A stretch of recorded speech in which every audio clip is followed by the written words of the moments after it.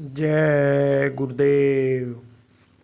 गुरु महाराज का जीवों को समझाने का तरीका अलग अलग रहा, लेकिन लक्ष्य यही रहा कि जीव इस दुख के संसार से निकल जाएं। संतों की यह परंपरा रही है कि किसी न किसी को अपना काम दे करके जाते हैं। बाबा उमाकांत जी महाराज ने सत्संग में बताया कि इस परिवर्तनशील संसार में महापुरुष समय समय पर आते रहते हैं और उन्होंने जीवों को जगाने का काम किया है। समय समय पर उन्होंने जीवों को नाम बताया है, भजन और साधना बताया है, सेवा कराई है और सत्संग सुनाया है।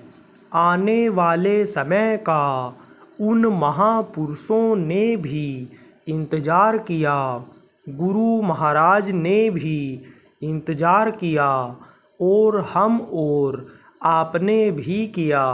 गुरु महाराज इस धरती पर बहुत बड़ी शक्ति ले करके आए थे और समय समय पर उन्होंने जीवों को जगाया।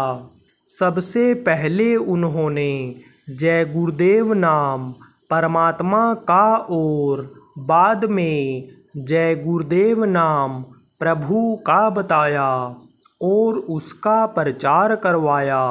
उसके बाद उन्होंने जीवों को संभालने का संतमत के बारे में बताने का आदेश दिया, क्योंकि संतमत पिछड़ा जा रहा था।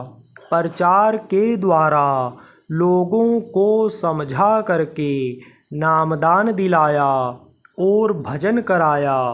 फिर साप्ताहिक सत्संग का आदेश दिया।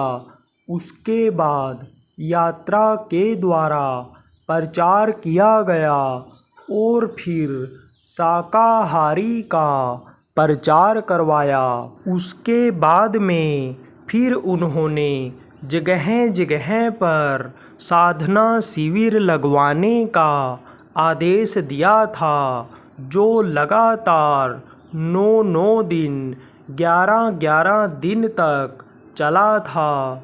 गुरु महाराज का जीवों को अपने पास बुलाने का, उनको समझाने का तरीका अलग अलग रहा, लेकिन लक्ष्य उनका यही रहा कि ये जीव पार हो जाएं, ये अपने घर पहुंच जाएं, इस दुख के संसार से निकल जाएं।